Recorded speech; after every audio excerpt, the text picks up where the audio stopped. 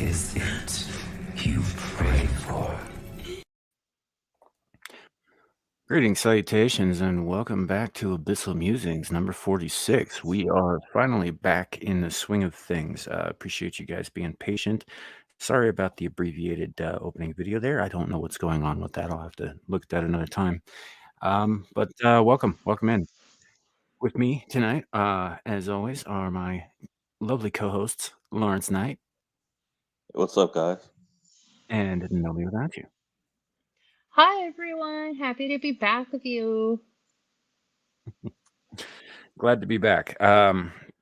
So last week, obviously, we took off, and the week before that, we were really presenting simulcasting a stream from another channel. So this is, in fact, our 46th episode. It's been 2 weeks. How you guys been? I'm excited because that means we're 4 episodes away from our 50th, That is true. That is which true. firmly puts us into, I believe, the month of October, which means that's one more reason to make sure that October is the spookiest ever. I I'll mean, make sure it's the spookiest. according to our buddy Tom, it's pretty creepy right now. Oh yeah, I read yeah, there's some hoes out there. You got to watch out, guys. Yep. So, good to see you guys in the chat, though. It's been a minute.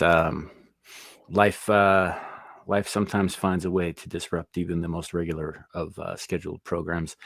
But we are back, and we will be back for Screaming Into the Void tomorrow and Star Trek Engage on Sunday. Finally getting back on track. Saying hello to the chat, Kohai Masochist. We've got Shadow of Hawk is with us. And there's a bunch of me in there fighting with myself. I see Carrie. Good to see you, buddy. Yeah, that's what I see in the chat currently. Anybody else out there just floating around lurking, you're always welcome to do so, but feel free to sound off as well. So, getting back into the swing of things, we don't have like a usual program. There's a lot of stuff up in the air right now. Larry is actually on a business trip at the moment, so he's not at home at the moment. So there's that. I believe Nomi's off milking cows and vacuuming them or something like that at the moment. And Guys, there's just all kinds of stuff up in the air at the moment. So, but we are here. We're gonna have some fun, have some conversations, try and get back into the swing of things. Yeah. So, how y'all been? I just asked you that. No, it's okay. I'm a little tired because the drive over here in middle of nowhere, some state, was a very long one. So Sam and Larry actually saw this happen earlier. But the internet may go out at some time, and I have no control over it. So right now, I'll just take advantage that I do have internet. If I'm out, it's because the cows knocked something over. But yeah, I'm good. Tired, but good. Living life. Good deal. Hopefully the cows don't start any fires like Mrs. O'Leary's. You know, my biggest worry is that where I'm at, it's it's known that it has quite a few tornadoes happen here. So I'm just more concerned that tornadoes don't happen while we're sleeping. And then we have to end up driving, and then the next thing we see is the cows flying everywhere, and someone says, "We got cows." Well, if they happen while you're sleeping, the last thing you want to do is get into a car. I don't know. I've never been through a tornado, so I wouldn't know what to do. I have been through several. It's you want to find the most secure, lowest room available. Basement's always good. Storm cellar's even better. Something that's low to the ground or under the ground, away from any windows. Because the thing about tornadoes is they screw with the pressurization. So the pressure in the house grows to be greater than the pressure outside the house ends up growing to be greater than the pressure inside the house, and the windows explode inwards. And it's obviously a disastrous thing to be in front of. And, like basements are always better because if the house collapses, you've got a better chance of not being crushed to death. So there's that. But if you can't get into a basement or a storm cellar, then if there's a cast iron tub available, jump into that, pull a mattress over the top of it, and hope for the best, really. Mhm. Okay, Yeah, good to know. and don't forget to say safe flight as you are gingerly gliding across your state. Okay, I Yeah. will keep all that in mind. Well, the thing about tornadoes is, and like any natural disaster, you can prepare as much as possible for them, but there's always the possibility that nothing you do is going to change what's going to happen. Mhm. You know, of course it could too. So it's better to prepare for it than to not.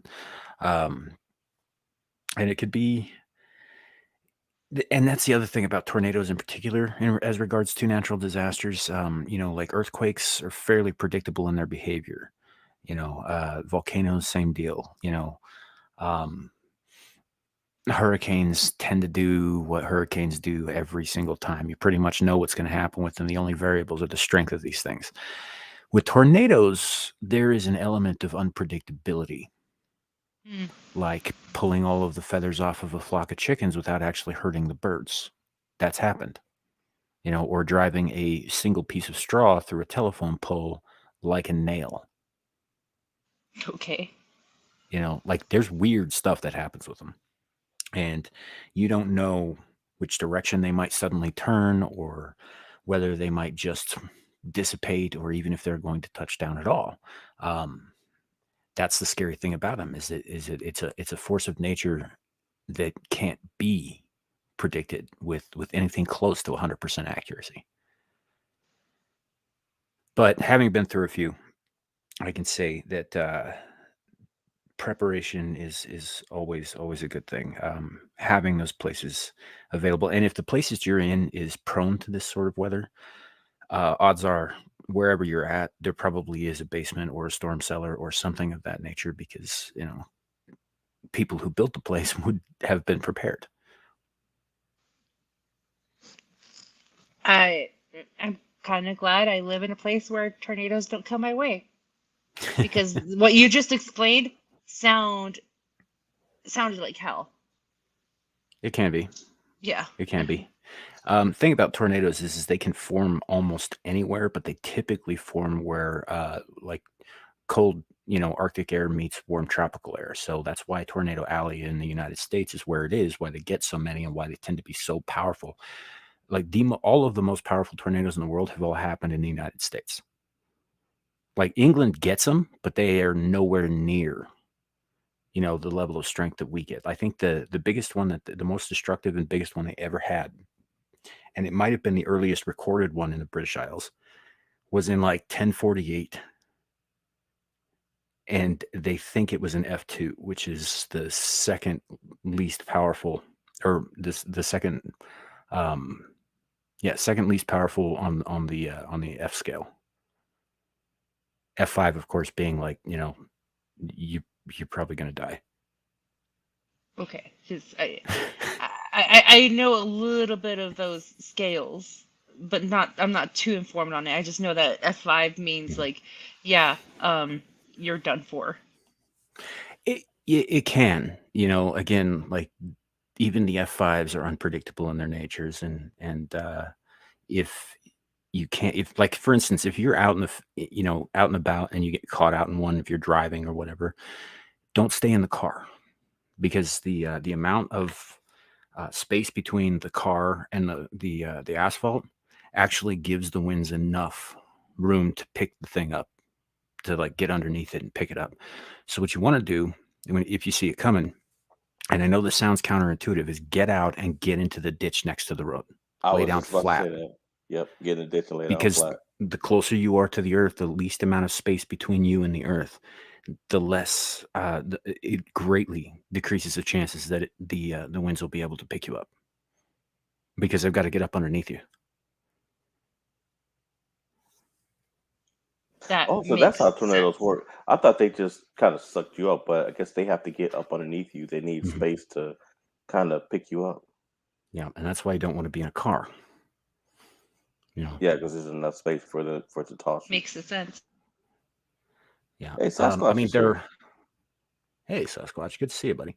Um, here you might hear about other things. There are other dangers during a storm like that. They do generate things like a lot of lightning, a lot of hail, enough rainfall to cause flash floods. I mean, it's a whole mess of things that could happen, but you have a better chance in a ditch than you do in a car. You have a better chance in a storm cellar than you obviously than on the second room of second story of a house. You don't get as many of them in places like downtown Chicago, for example, with all the high rises. Because if one did touch down there, it would cause a lot of damage. There's so much glass and steel to bend, but they don't generally do that because the way that the high rises kind of redirect the air currents sort of prohibits them from touching down there. It's not that they can't do it, but the likelihood drops way down. It's like people talk about how they don't touch down in mountains, that mountains prevent them from doing that. That's actually not true. They do touch down in mountains. It's just extremely rare because, again, the topography alters the way that the air currents move around there, and it kind of messes with the stability of the tornado. But funnels happen over the mountains all the damn time. It's very rare that they touch down. But I mean, there was one in a canyon in the Black Hills near where I lived when I lived in South Dakota, and it shouldn't have been able to touch down there, but it did, and it killed like 7 campers. And this would have been about 15 miles from where I lived at the time, give or take, maybe 5. It was closer to 5 miles. Yeah. And that This was, also I makes me think, appreciate that I never grew up with tornadoes. yeah, it's probably a good thing. But I mean, that's right. Why like Tornado Alley is where it is because it's where you get the jet stream meets the Gulf air right in there, and so you've got that cold front hitting it, the warm tropical air, and it just causes everything to spiral and cyclone out. Well, all I had to deal with were good old fashioned earthquakes. I'm also glad I grew up in a place that I didn't have earthquakes.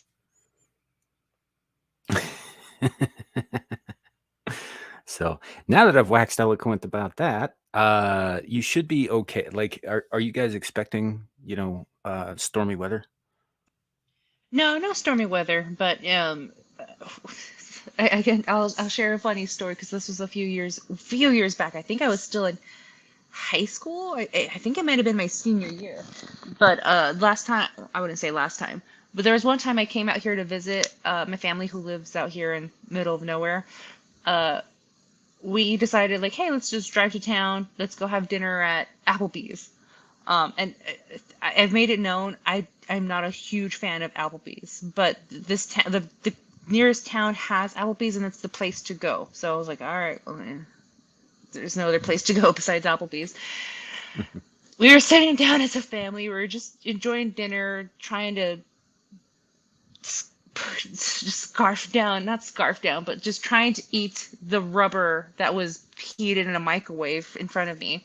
And next thing I remember is looking out the window and where my family's property is at in the distance. It's like, that's very dark from where we just left earlier. Like, why is it pitch black? And they're like, oh, okay, like maybe a storm's about to happen. We'll wait it out here at Applebee's. So we took our time, like eating our dinner and had a dessert even. And we decided, like, it looked like it cleared out. We got back to the house and a tornado came through and the carport was flown somewhere else. There was a couple of animals missing. So I was like, oh, wait, Mr. Tornado. uh, so, so yeah, that was, I wouldn't say that's my first experience, but that was my first close encounter with one. But yeah, it was clear as day. Didn't see a cloud in the sky where we just looked up. It's like, oh, it's really dark. That's strange. So that's the place of area that I'm in, if you can imagine. So I can. no, I'm Yeah. So yeah, I'm not expecting crazy weather, but things can change out here in a second. Oh yeah, no, it's they can come out of nowhere.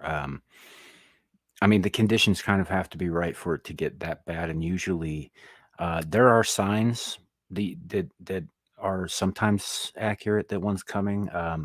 If it gets really, really windy, like ridiculously windy, and then all of a sudden it just stops, it gets real quiet, and you don't even hear insects or birds, get to safety. Good to know. Good. Or you can catch me at an Applebee's. That's where Yeah. you'll see me. Yeah, that can happen, but you'll also if one's that close to you, I mean, even the F2s, like F1 is the weakest on the scale, and that covers everything from like dust devils up to full on cloud to ground funnels, but they're the weakest of them. They're still dangerous. They're not something to mess around with. But F2s, even F2s, which is the next step up on the scale, sound like a bundle of freight trains all at once. They're loud as hell. The F5s sound like the world is ending. They're I so I loud don't that think everything else drowns out. yeah, I don't think I ever want to. I don't want to hear that at all. That gave me goosebumps. Like, okay, like I can handle some horror films, but what you just described, like, oh, like that sounded scary. Mhm. Well, look at it this way. So hurricanes have been clocked up to anywhere between 120 and 185 miles an hour in terms of like the cyclonic wind speed, right? Which is pretty fast, right? And it's fairly powerful. Um, a tornado is basically that same kind of spinning, but it's condensed down to a much smaller area. So you end up with wind speeds up in, anywhere from 150 miles an hour to over 300 miles an hour, all condensed down to that funnel. Um,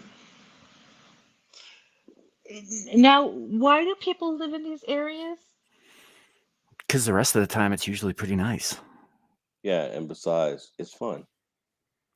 Well, I don't know about that. But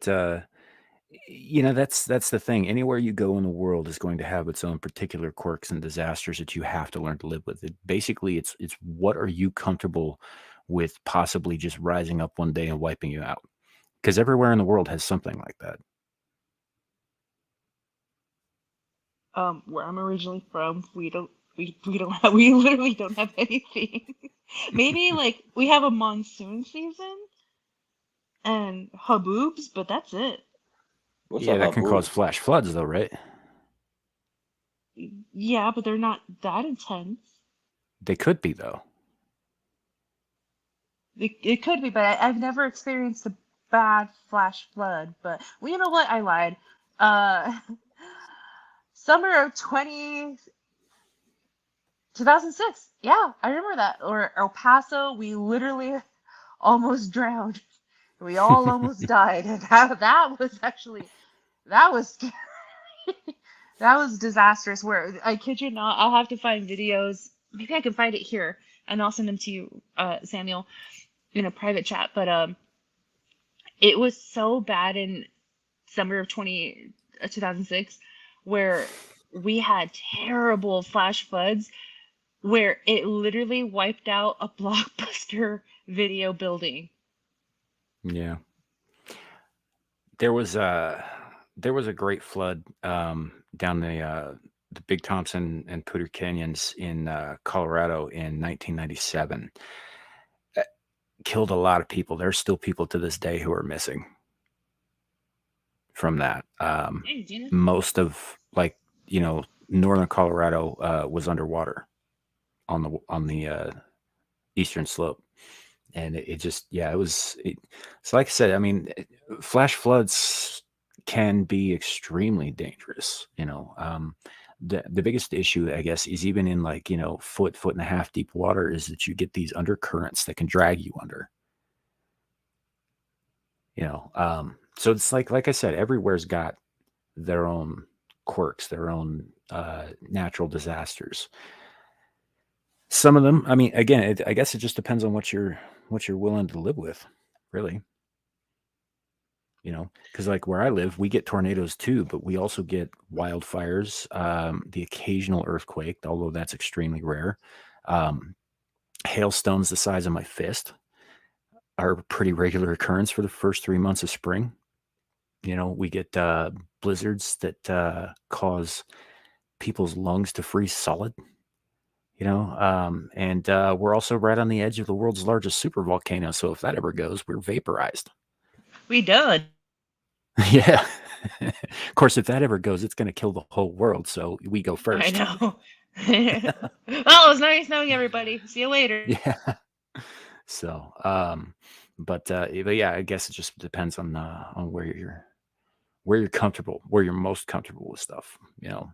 And if Elon Musk has his way and we end up colonizing Mars, which I'm all for, we're probably going to discover a whole host of new kinds of natural disasters on an alien planet that we never planned for.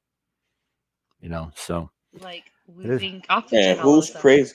Who's crazy enough to go up there I to would. colonize it? To be honest, I would. Yeah. Good luck. I mean, yeah, it's a one-way trip, but everybody in history will remember your name.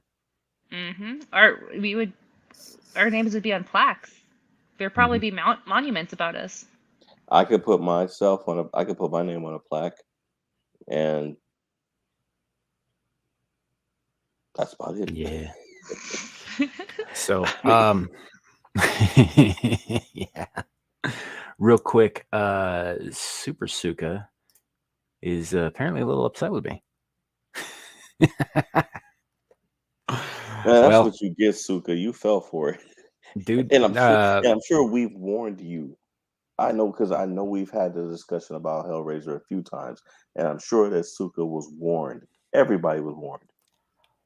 first of all, I would say that I still like that movie. I know it's not great, but I like that movie. And secondly, if you continued along the series, Suka, it gets much, much worse. Enjoy. So, speaking of entertainment, I want to talk a little bit about. Have either of you guys checked out? Have either of you seen Justified? No. Please elaborate. Okay, it's it went for 6 seasons on FX. Stars Timothy Oliphant as a U.S. Marshal in Kentucky, and it's about basically a cat and mouse between him and a childhood friend who's a criminal and a bank robber. No, I haven't seen it. So it finished a few years ago. I just caught up on it. I hadn't seen it before because I've been on this kind of like weird Western kick, and it's kind of a modernish Western. And I watched it, and I really liked this series, Justified. It was fantastic. Had a pretty satisfying ending overall. I'm not disappointed with where any of the main characters ended up. So all of that it was on FX, which is part of the Fox network holdings and all that stuff, which is now under the Hulu banner. Well, Hulu decided to make a sequel, kind of. I don't know if it was a mini series or if it's just the first season of several, called Justified City Primeval, which brings back Timothy Oliphant as Raylan Gibbons in Detroit as opposed to Kentucky, facing off against the psycho from Oklahoma, played by Boyd Holbrook, who is fantastic, by the way, as the villain. And they just released the final episode of this. If it's a series, the first season, or if it's a mini series, the final episode this week. That's the only one I haven't watched yet. And I gotta say, I'm a little disappointed in it. Why is that? Yeah. Well, they go out of their way several times to make our main character, who is a father of a teenage girl at this point. Takes place many years after the original series. He gets his ex-wife pregnant, and they're, at the end of the series, it looked like they were going to try and work things out and get back together and raise the kid together. And then all of a sudden, nope, they're separate. She's married to somebody else, and he's a deadbeat, who is married to his job and always disappointing his daughter. There was a lot of that shit. And they removed her from the equation because, facing off against the killer. So they sent her away, and so he didn't have to worry about her. But there was a lot of stuff in it about a good portion of the cast. Like it's a pretty mixed cast. It takes place in Detroit and a lot of different neighborhoods in Detroit, and all of the black people are super fucking racist. All of them. Every fucking one of them. Cracker this, Peckerwood that, like goddamn white people over and over and over again. Not one of the main of the white characters, not a single one, even the fucking villain, says anything racially motivated or derogatory to or about a black character the entire show. The whole time, it's a bunch of black people ragging on white people. So reverse racism, basically. Well, no. That's first of all, I'll take issue with that term. It's not reverse racism, Nomi. It's just racism. Reverse racism is a bullshit term. Okay. Oh, so it's just straight racism. Yeah, and even the black characters that I really liked were fucking doing it. And that kind of hurt because otherwise they were relatively well-written characters. So I don't know, man. It was I was kind of hoping somebody else had seen it so I could commiserate, but it's fine. Larry, you being our resident black person, Oh, what do you say in all of this? I think everything that Samuel was called in that movie was well deserved. He's it was a series, first of all. a series, It's a series, series. movie, whatever. He deserved every inch of it. No, I'm just kidding. I think it's it just shows where we are today as a society, and I think it was meant to groom white people in the it's like a template. Hey, this is how you act when you get accused of this. This is what you do. It's all programming. Yeah. Yeah, and Clue is actually very right on that. You can't be a racist No. unless you're woke. Clue's also being sarcastic because he'll be the I first know. person to tell you that yes, you can. Yeah, I know. In fact, I'm pretty keep sure doing this. The Bible of woke. in fact, I'm pretty sure I've heard you say that, Clue, on your channel. What chap? I listened to Clue's show. I might have been, I think, about a week or two ago, and he was just going off about something. It was. I mean, it was a great message. But I just, he had the camera set, and you could tell it was outside his vehicle. It was a full on rainstorm going on, and I don't know what was going on with Clue. It was like he sounded like it was a war cry or something. I don't know, but he was definitely in his element that night. Mm-hmm. He's saying drop the link. Yeah, I'm gonna send it to your DM, man. I gotta Why are type you it so out though white? on Why my are you phone. brother white man? I'll slow light because I suck. And my stupid fat fingers keep hitting. So that was something else I said last night in a group chat. I meant to say fat fingers, and it auto corrected to fart fingers. And then I had a bunch of I people saw like that. JT comes in and he's like, "What the hell is a fart finger?" And I was like, "I don't know, man." I saw that. Yes, Clue, a rainstorm. It looked like you were sitting outside of a rainstorm. He probably doesn't remember. That's hilarious. All right, man. You should have the link in your Twitter Yeah. DMs. Hey, and then Suka trying to take credit for my Naughty Corner T-shirt idea that somehow you got the credit for. I told you I corrected that actually, but I told you what happened there. It's still your fault. So, but yeah, I don't know that I would have announced it just yet because we're still in the planning stage. But yeah, Kohai is supposed to be. By the way, the quizzes will be returning.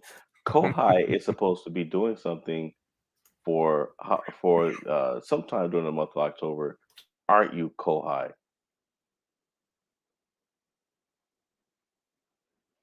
No response from the lady. Sorry about the dead Uh, air there for a second, folks. I was dying. hold on, wait. Were you needing a response from me,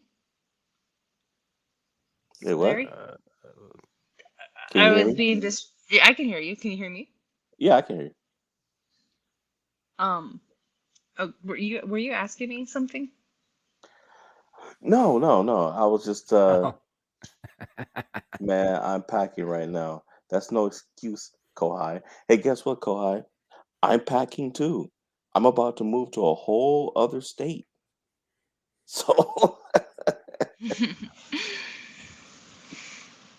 man, I'm uh. yeah. packing right now. Hey, Bernie. Good So. to see you.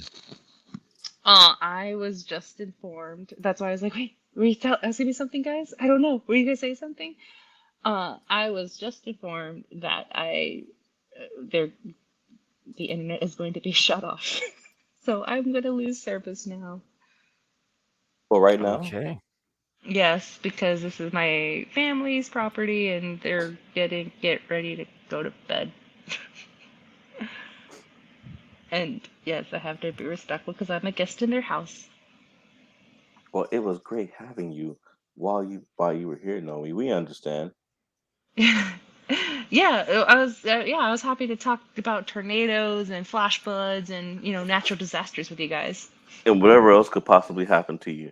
Don't get don't get stung by a scorpion. Watch out. Well, you catch rattlesnakes like it's nothing. So, Oh, and there's tons of rattlesnakes here, so I'm gonna have a heyday tomorrow. oh, So yeah, I'm looking forward to that. But yeah, I'm. You can catch me Monday. And look, hey, look, here's Clue to take my replacement. Uh, I'm just gonna plug myself and then I'll see myself out. Monday, you can. I won't be able to join Screaming into the Void tomorrow since I am currently obviously out of town and visiting family. Um, you'll catch me on Game of Thrones on Monday with I don't know what Carrie said, but Game of Thrones with Ryan, and then next week back on Friday Night Royal Rumble and Screaming into the Void. I mean, my gosh, don't forget the uh, ladies. Abyssal Musings. Oh, we're doing the ladies thing a bi-weekly, so every Yes. 2 weeks. Oh yes, yes, yes, yes. To those who are, yeah, thanks for reminding me, Larry. Those who are listening to me, I know I'm just jabbering right now because I'm also tired and I want to be respectful to my family.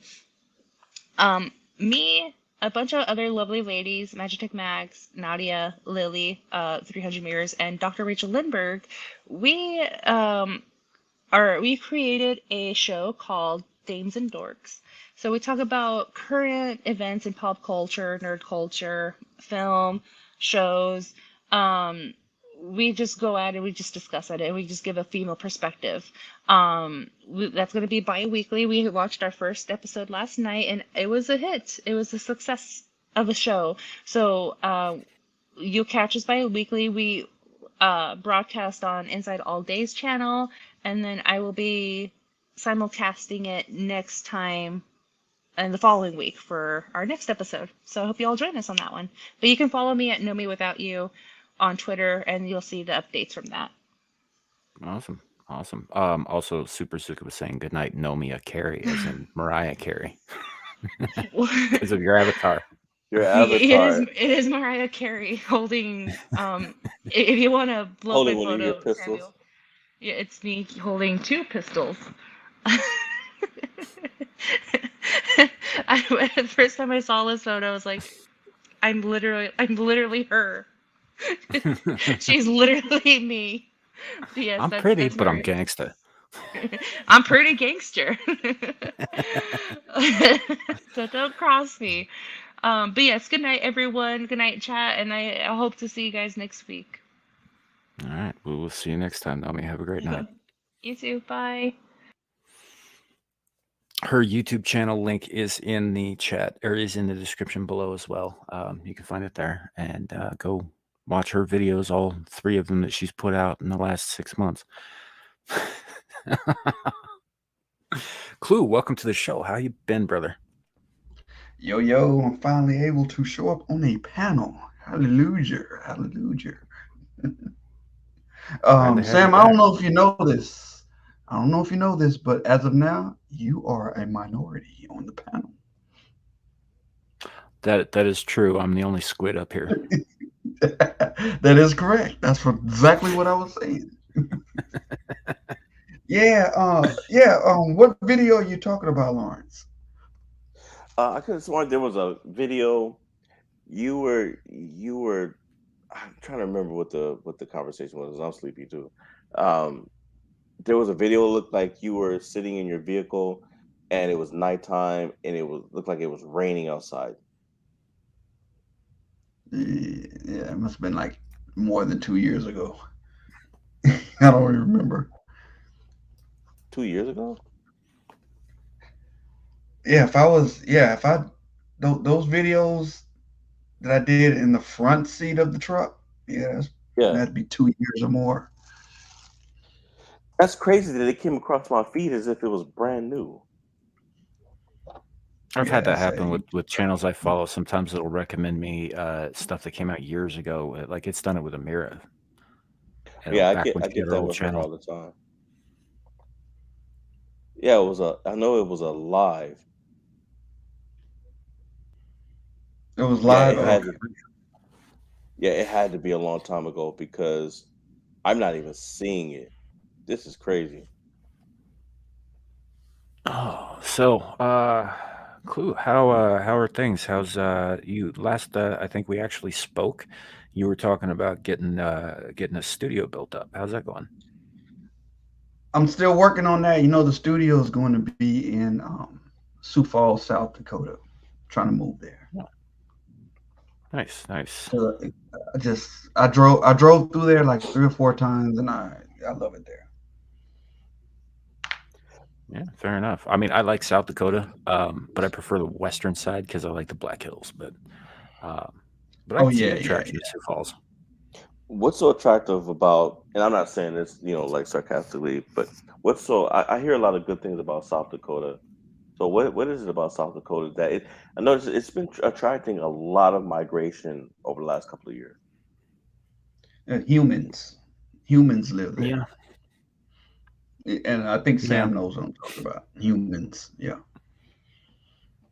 Regular people.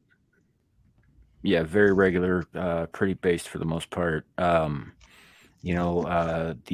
ruling body, the governor, the current governor anyway, and most of the ruling body are they tend to be pretty,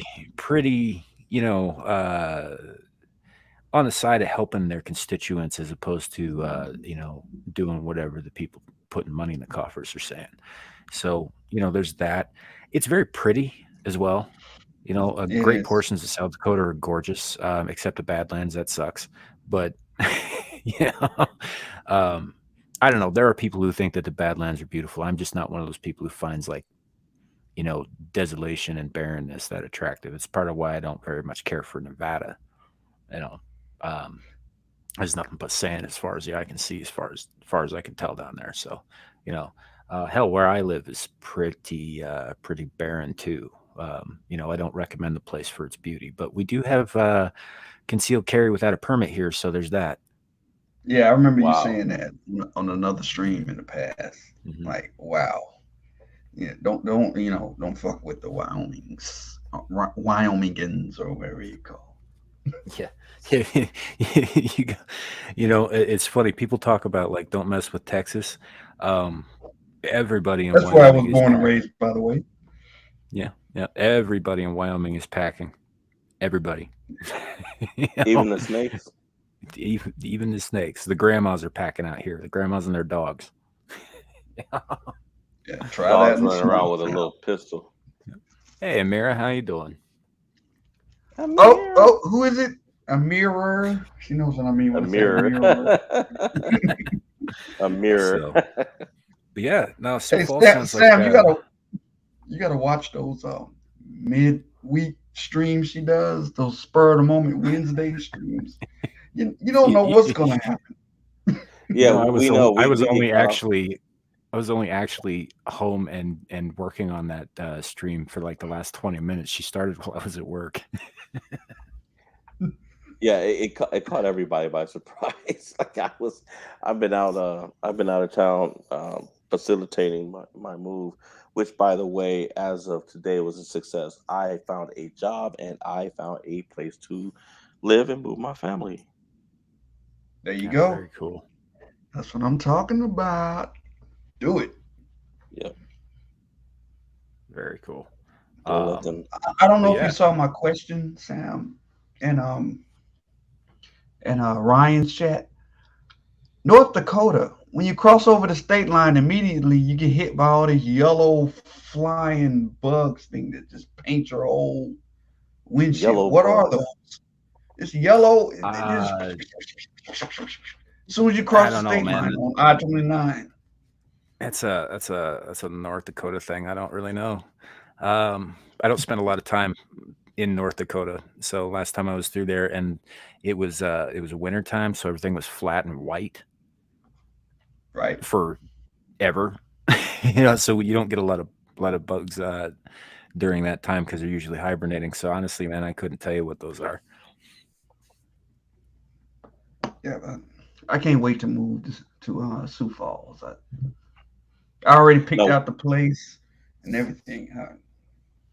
no. What's so Just need now? to come with the money. What's great about Sioux Falls? Simple. That's what's good about it. Coming from Dallas, Texas, and then living 15 years in Atlanta, I want simple. Oh, yeah. I don't blame you. I want simple, and when I say humans, I want humans. Just people to talk. Because what I've noticed about the Dakotas, I didn't see anybody at a bar with their phone in their hand, which was amazing to me. People don't go out and talk to their phones in public. That's what I No, saw. there's stuff to do in Talk to South each Dakota other. outdoors. Yeah. That You go that out, you go hunting, that you go got out me. hiking. Yeah. It's a nice. There's a lot of things that South Dakota actually has in common with Wyoming, aside from geographically, they're right next to each other.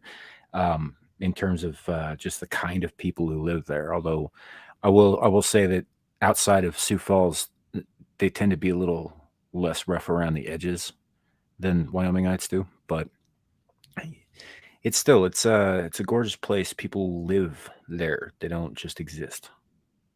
Hmm, That's If that that's makes what I sense. know. it makes sense. And y'all have something that's weird. That's not in any of the big cities. Y'all have something called customer service. You ever heard of that? Customer service. When Yeah, you go into a it store still and exists there. they actually serve you and they want your business.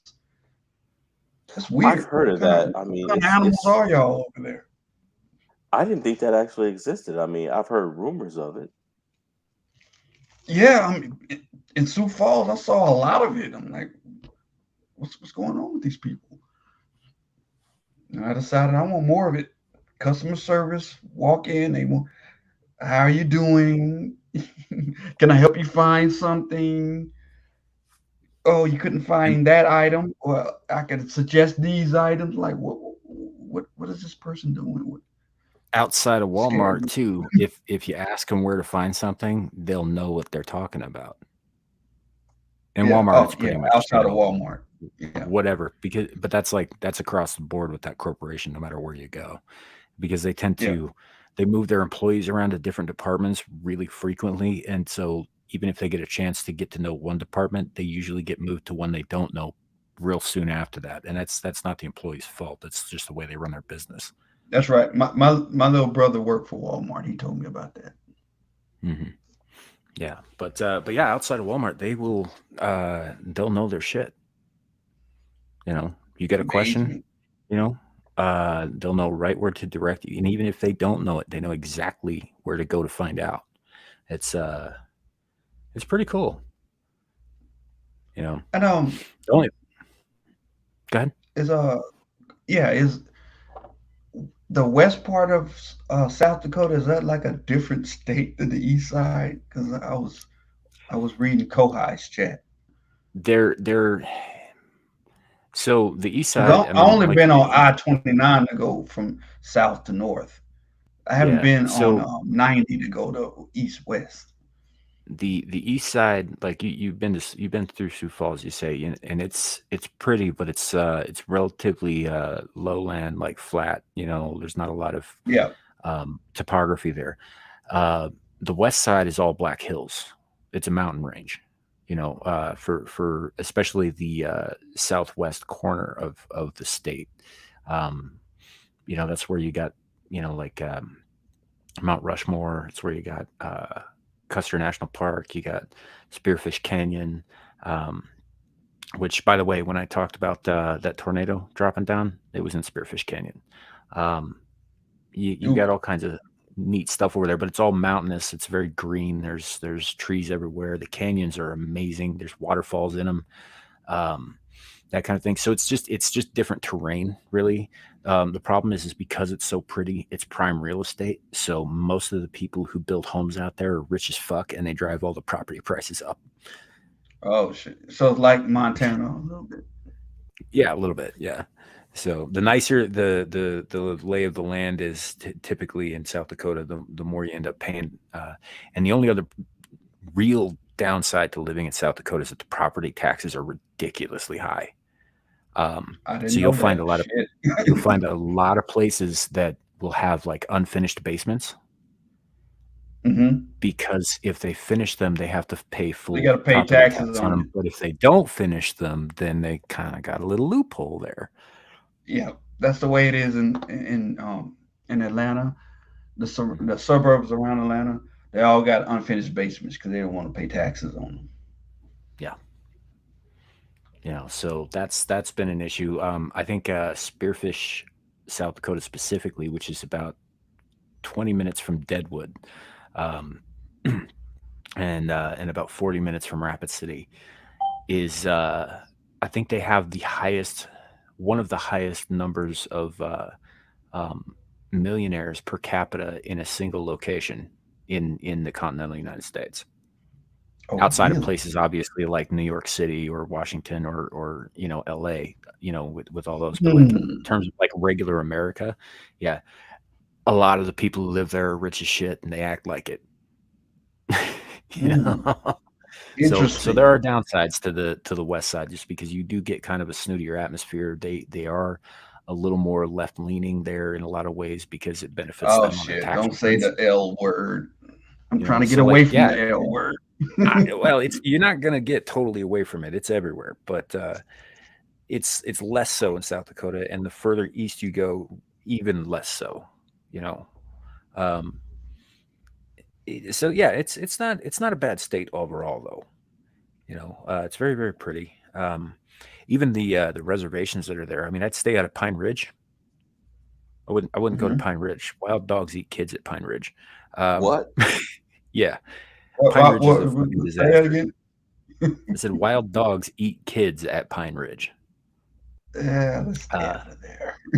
Pine Ridge is the reservation that they stuck the Oglala Lakota, which is the tribe that I belong to through on my father's side. I'm registered with them. I got a whole Indian name and all that stuff on the registry that was given to me by my late grandmother on my father's side and all that stuff. But it's it's not a good place. It's like it exists right in that space on the border-ish of Nebraska and South Dakota. And so it's mostly, you know, Dust Bowl kind of area.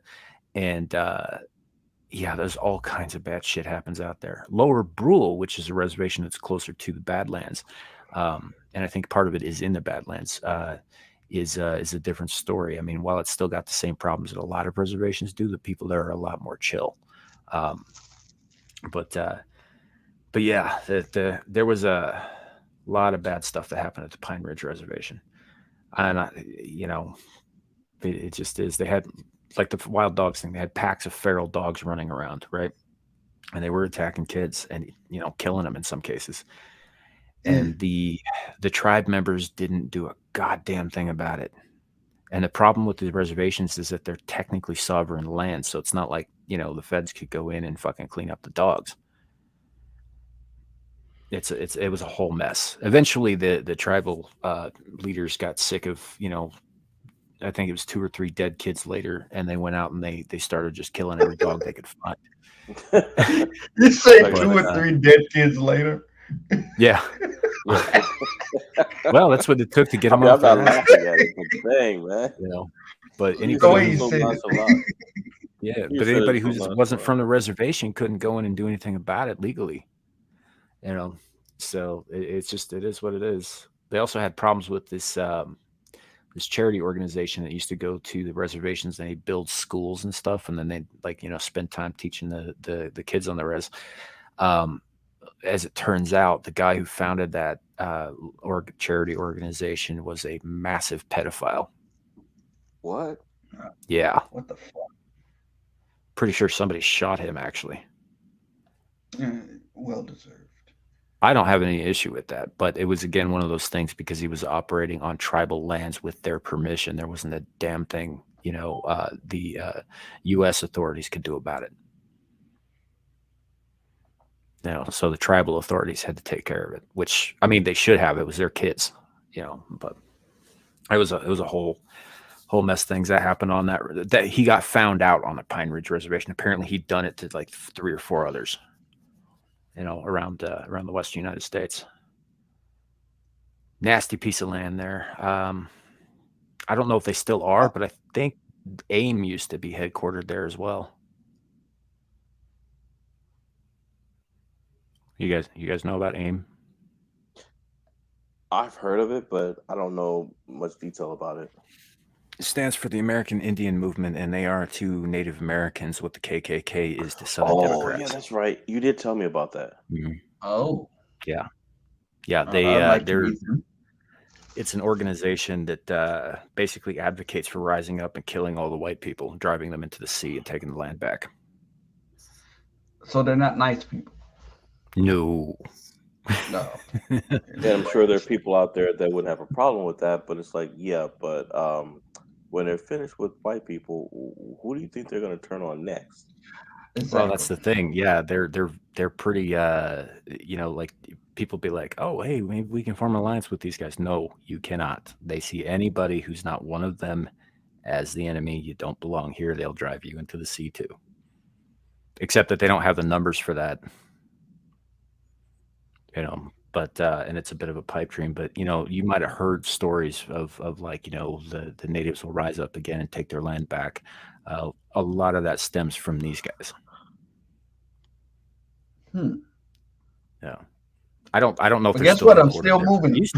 I'm still moving. Yeah, you didn't scare me off. I'm still moving. Well, it's like I was saying about natural disasters earlier, man. You just gotta pick what you're comfortable living with. And everywhere's got its problems, one way or the other. So, where does Sturgis happen? Sturgis is a town between Deadwood and Blackhawk, which is right outside of Rapid City.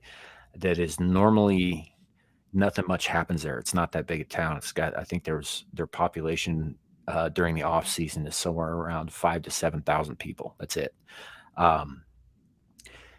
During the first or second week of August, depending on like where the dates actually fall in the week, they do what's called the Sturgis Bike Rally, which has been happening there, I believe, since 1947, every year.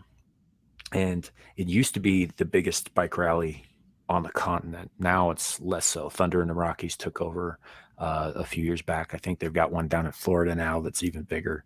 But it used to be the biggest rally. Bikers would come from all over the continent. Some of them came from other continents. It was started by groups like the Hells Angels and the Sons of Silence back, when they were new, young groups. Mm-hmm. And I mean, if you guys didn't know, most of the biker gangs that we know of, the MCs, the motorcycle clubs, who engaged allegedly in criminal activities, started out as literal clubs for returning veterans from World War II from I think I Korea. learned that from you. Yeah, they were Yeah, I looking for a learned that place from to you. belong, and they couldn't find it in society, so they made a place to belong. And the rally was a way for them to all to get together once a year. It used to be wild. It used to be cops wouldn't come within 50 miles of Sturgis, South Dakota, when the rally was going on because they'd get shot. Damn. They And badass like now that? they Yeah. used to be. They used to be before the commercial aspect got there and took over everything. And now you got a cop every 50 feet. And you got people like Nickelback play there every year. The Buffalo Chip, which is a very, very famous bar that's been there forever, um, basically sold their souls to make Sturgis as profitable as possible, kind of thing. And so now you get people go there to say they went to Sturgis on such and such a year. So they'll show up, they truck their bikes into within like 20 miles, and then they get their bikes off of the trailers and they ride them into Sturgis, so they get that feeling of I rode my bike to Sturgis instead of riding across country. They get there, they get a few pictures taken, they have a few beers, they get to say they were there, then they turn around, they leave. So like you might have one day where you've got massive numbers of people there, but they're all there basically just to say they were. And it's no longer the week-long like wild ass party that it once was. But yeah, it still happens every year. It actually just this last month. Although the thing about Sturgis is, used to be everywhere within 200 miles of the place, there were bikers everywhere for that entire week. All of the hotels would be booked up. All of the restaurants would be filled with people just throwing money around. I don't live that far from there, and we hardly got any this year. Like I saw a few groups of bikes come through town that whole week. That was it. Normally, the main road, it's just covered in them. It's like they're swarming, but not this year. Yeah. Kohai says it was too many people. Mm-hmm. Yeah. So yeah, it was. Oh, Beak says he was at the 50th, but I didn't even know what it was. It's just going to Deadwood to gamble. Yeah, it's not that far from Deadwood. It's you can take the one highway, loops around all the way back up to Deadwood. Yeah. So yeah, there's stuff to do there. There's a lot of historic shit. The place like Wild Bill Hickok was shot, for example. You can buy a buffalo burger in that very tavern in Deadwood, not 5 feet from where he died. Can you sit in the chair? Well, the chair isn't there anymore. I mean, they made it out of driftwood years and years ago. They didn't last that long. But yeah, you can sit in a chair where he died. Yes. In the vicinity, yeah. Yeah.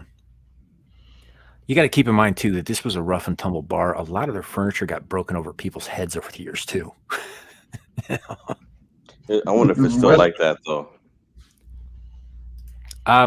No, it's not. It's it's still a bar and grill, but it's also a casino now.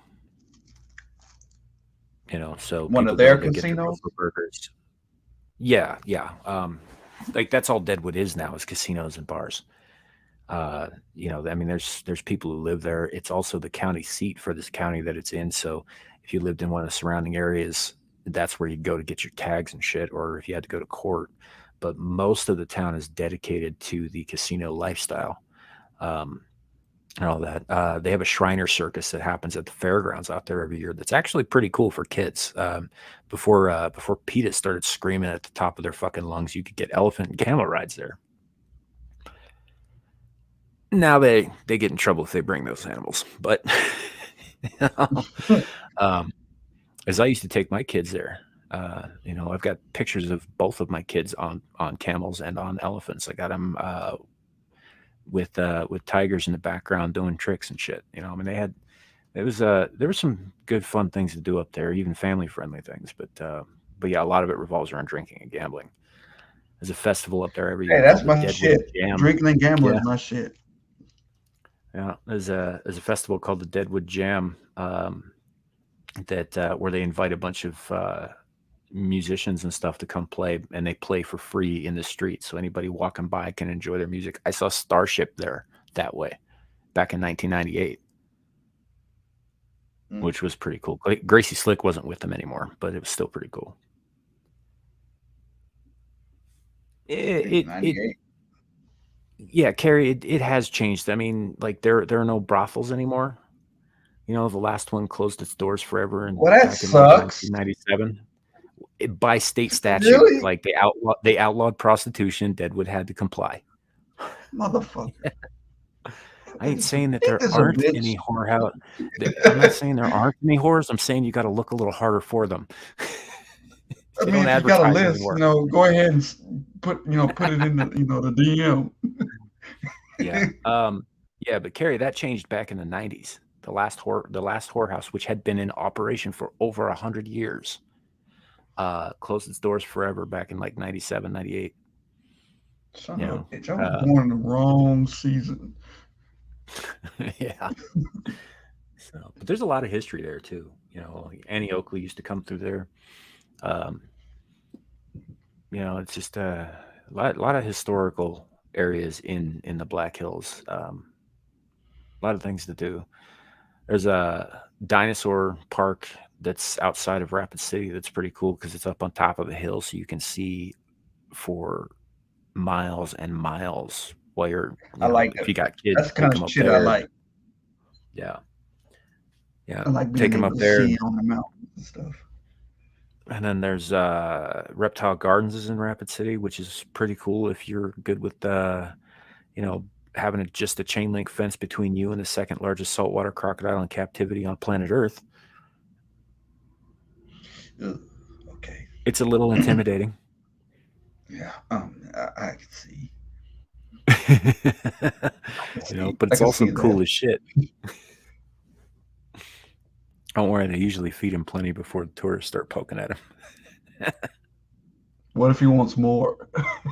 Well, I mean, he's 23 feet, so if he wants more, ain't nothing stopping him.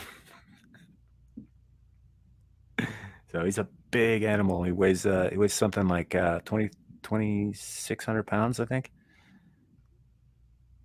Yeah. BHSU. What's that about? That's that's funny. That's Black Hills State University. Is what that is. Okay. Okay. Yeah, I can see why she posted that. Yeah. Yeah.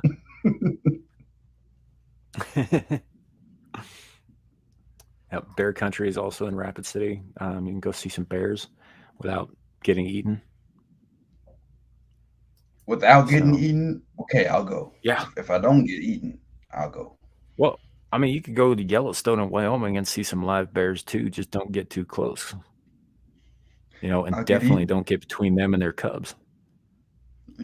I don't think I'll let the mama deal with the cubs. I won't touch the cubs.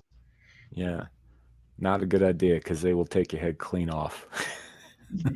You mentioned something about the mooses or meese in Wyoming. The moose. Yeah. Even the bears don't mess with the moose. You said that there's some bad motherfuckers over there. Well, they're technically the largest deer species on Earth. So they're not technically punks. Deer, but they're, really, really temperamental deer who, if they wanted to, could kick a hole straight through you. Yeah, that's not fun. Not fun. Yeah. Very strong. They don't look like much because their legs are all spindly and shit, and they're really tall, so it looks like they might topple over at any time because they got too many knees. But no, they're dangerous as shit, and ill-tempered. So yeah, stay away from the moose, stay away from the bears, and don't pet the fluffy cows either because they'll kill you too. Fluffy cows. Bison. Oh. Okay. Yeah. Duly noted. Yeah. But man, they're good to eat. I drove through Wyoming on I-90. That's when I did my training. I did my training going from Orlando, Florida to Portland, Oregon, and we had to drive from coast to coast on Wyoming and on I-90. But it was nothing but snow there, so I didn't really see anything. Yeah, in the wintertime you Occasionally can't see they shit shut the but whole white. highway down. They shut the whole highway down. That would usually kill only me. happens when a tourist dies. When Most they of the shut the time whole they don't shut highway them down. down for us. Yeah, it gets like that in the wintertime. You can't see nothing but white because the sky's white too. So where it meets the land, it's like kind of blurs together, and and if it's snowing, that's even worse. Yeah. Yeah. So So I trained during the snow, so I'm a good driver because I trained during Wyoming snow and Idaho. yeah. And, yeah. Well, the biggest problem is the wind. Really, that's a problem anytime Yeah, for because the a truck truck would be driver. But like swaying. Yeah, it'd be swaying. I'm like, oh, are we yeah, going to topple over? Or are we going to tip over? you go to other states and they're like, oh, there's a 40-mile-an-hour wind advisory. Well, in Wyoming, 60-mile-an-hour wind is a Tuesday. Yeah. So, but the biggest problem aside from pushing trucks over and shit, is that it causes, especially in the wintertime, it causes flurries of snow to like run across the interstate, and it disguises black ice. What do you mean by So you that? can't. I mean, like black ice is hard enough to see, right? But when you get those like kind of like low to the ground flurries, they look a little bit like fast moving mist on a real low to the ground and shit. And what that is just Yeah. snow being pushed by the wind, and it builds up on the roads and it piles up, and it usually will pile up on top of black ice, so you won't see it even if you were looking for it. Yeah. And that can be dangerous as hell. A lot of people get killed because of that shit. Because you think it's not going to slip, but it does. Mm-hmm. Yeah, because it just looks like there's some snow on there and you can just drive right through that, but you're not seeing the ice that's underneath it. And black ice, man. I was in an accident with black ice on I-25 back. This would have been about 22 years ago, and we just didn't see it coming. And next thing we know, we're spinning out. Pretty sure we're gonna die. We missed a couple of the road markers by inches. Ended up in the median. One of our tires was completely shredded by it was like 2 or 3 feet of snow like built up in the median, and it was powder. So we hit it pretty hard, and one of the tires was shredded. Another one was just flattened, and we were able to patch that one, but we had to put a donut on the other. Ripped one of the license plates off and flung it God knows where. We never did find it. And we're very, very lucky to be alive. And we're stuck out there. This was probably about 11:30 at night. Sun had gone down. Temperature had dropped drastically. Found out later that it was about 19 degrees below zero. So we're out there changing a tire in the left lane, in the fast lane, because that's as far as we could get the car to move out of the snow. A guy came along and helped pull us back up onto the highway, but we couldn't move the car any further without fixing the tires. And so while the driver, the guy who owned the car, was working on that with the only pair of gloves that we had, I'm standing there behind the thing with a flashlight trying to wave people over into the other lane so that these semis don't fucking plow into us, because there's black ice all over that stretch of road. That's a wild night. We finally, the only guy who stopped for help helped pull us up off the road, and then somebody else pulled over to take a picture of us and call the highway patrol, because my buddy who was with me at the time had cerebral palsy. Well, if you ever, been around somebody with cerebral palsy, if you don't know any better, they look and act drunk. They're not, but they give off that appearance from a distance, and which he had several times in the past used to his advantage, getting out of tickets, by the way. But there you go, my man. He called it pulling the cripple card. But so he's trying to fix the tire, but I mean, we're freezing, we're shaking, like real bad. Our limbs aren't moving like they should because it's 19 below zero. We're underdressed for the weather because we hadn't accounted for that.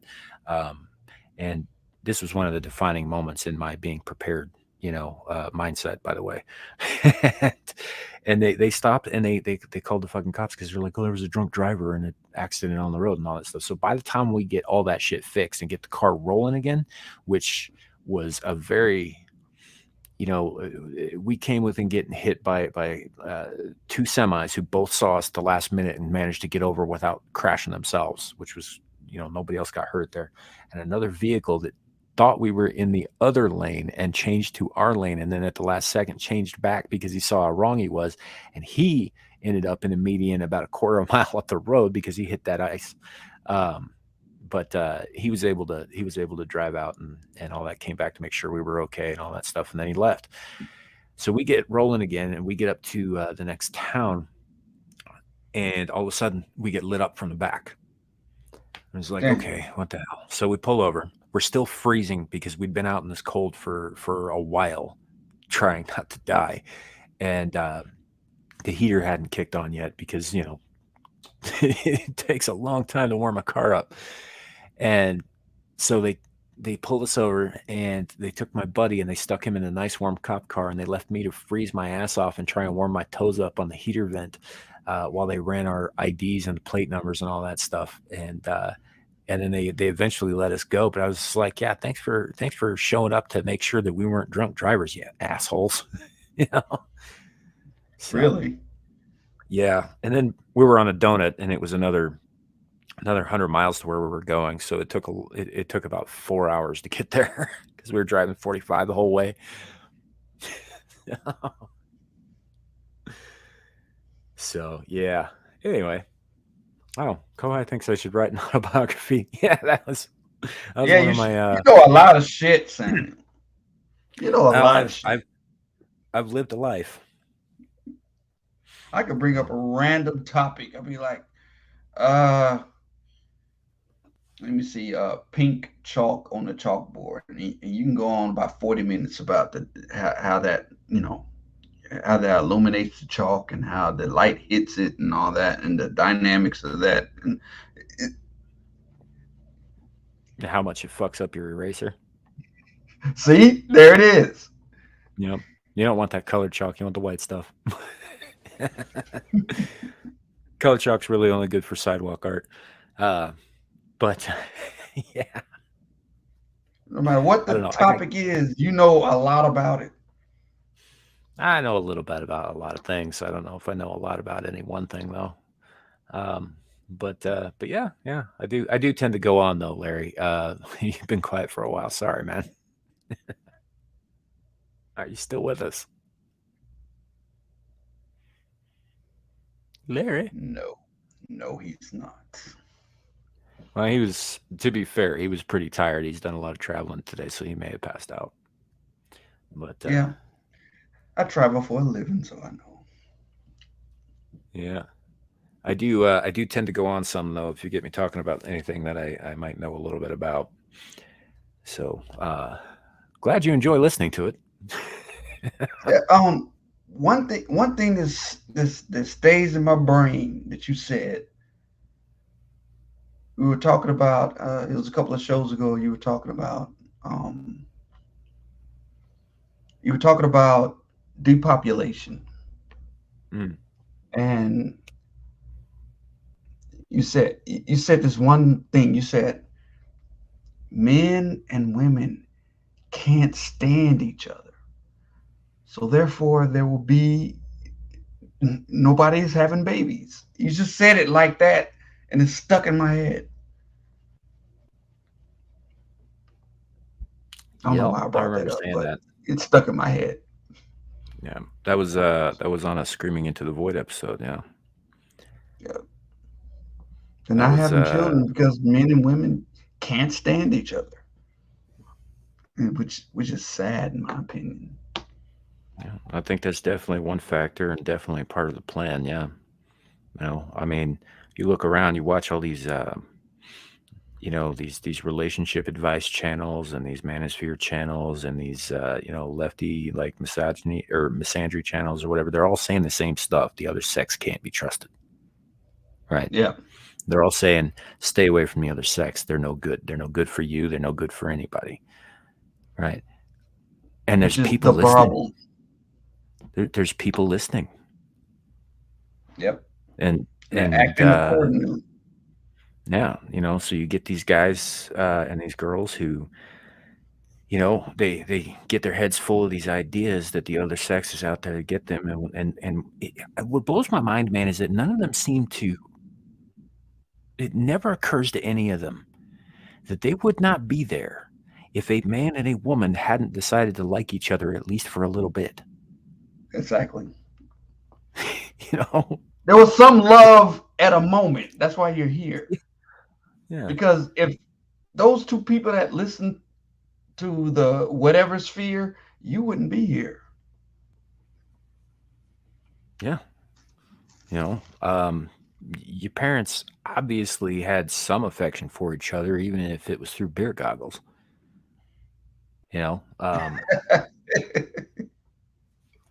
happens. I ain't denying that it does, but there's also plenty of people who fell in love and got married and built a life and stayed together till the day they died. I mean, none of that's happening either, and it should be. I just think that all of that stuff, like you got people like, I mean, I know you like Pearl, dude, but she's guilty of that too. I like her. I don't. The content I'm on and off about, but I like her. I just like her. That's all. Yeah, but I mean, that's kind of the whole shtick. Like she picked, one way to tackle the topic, but it's still about like men good, women bad in a lot of cases with what she's talking about. And I don't think that can't be true across the board. It can't be. Otherwise, we wouldn't have lasted this long as a species. Either way, So I don't know. I think it's just another way to divide us, keep us apart, and to and like you said, lower the population because people can't stand to be around each other. They ain't going to be making babies, and if there's no new babies, I mean, we're on borrowed time as a species. Division is the name of the game. It's the name of the game. I think it all ties into that. I think convincing kids to cut off their bits and call themselves that shit else, right there pisses me off beyond I agree. recognition. But I think this is just another piece of the puzzle. I think it's one more way to keep them from having kids. Everything they do is to do one of two things: either kill or avoid birth. Mm-hmm. Everything that every tenet, if you may, of woke leads up to either death or prevention of birth. All of them, every last one of them. You can't name one that doesn't fit one of those two categories. Mm-hmm. And if you look at the deeper stuff, did you ever check out the Georgia Guidestones before they blew them up? I haven't. No. All right, there was a series of, or there was a couple of rocks that had sort of a guiding playbook, step by step of how to manage the world's population, and it was printed in like several languages or carved in several languages into these rocks down in Georgia. And one of the things that was Georgia, the state or the country? The state. Oh, the state. Okay. Yeah, and they were old too. Nobody knows exactly who put them there or when, but they echoed a lot of the stuff that the WEF has been talking about. And one of the major talking points was getting the population of the entire world down to a manageable level, which is about 500 million people, about 500 million people. The whole no world. more, no less. Which means they got to get rid of 7.5 billion lives. Yeah. So who goes and who stays? Mm-hmm. Yeah. So it's And our buddies over in Germany, they've been talking about this same game up. They've been talking about how that's the only way we're going to manage. I disagree. I think it's the only way to manage a population if you intend to instill a single overarching ruling body. Yeah. Because right now there are too gotta, many people for that to work. you gotta But have 500 multiple. million, yeah, 500 million. That's only a little bit more than the population of this country. No, that's not going to work. I hope not long term, but it appears to be the plan, and I think that the transgender stuff and the hey kids, you're gay, you don't know it yet, but you're gay, all that stuff, and combined with making the two sexes not like each other, combined with the proliferation of abortion clinics, because they're spreading out. All of these things are different faces of the same goal. They're different points of attacking the same, as they see it, problem, which is population. And it well, I starts with think the even language. a certain it does, but I think even a certain injection, shall we say, a certain jab, Oh, I think also that contributed thing. Yeah. to a sterilization of fertile women. That's what I was saying like 2 years ago. I said I think that thing is. I think people who got that thing can't have kids, and we're gonna find that out probably 10 years from now. I think we've been finding it out. I think there have been women who have been discovering that they're infertile. That after the injection, their ovaries dried up or died or fell out, or whatever it is that it actually does. But and I think that there are women who are talking about it now. But I think that anybody who talks about that sort of thing is being shut down too, because they don't want you to know that, oh, hey, not only did you go along with our plan, but we made you think it was your idea and a good one.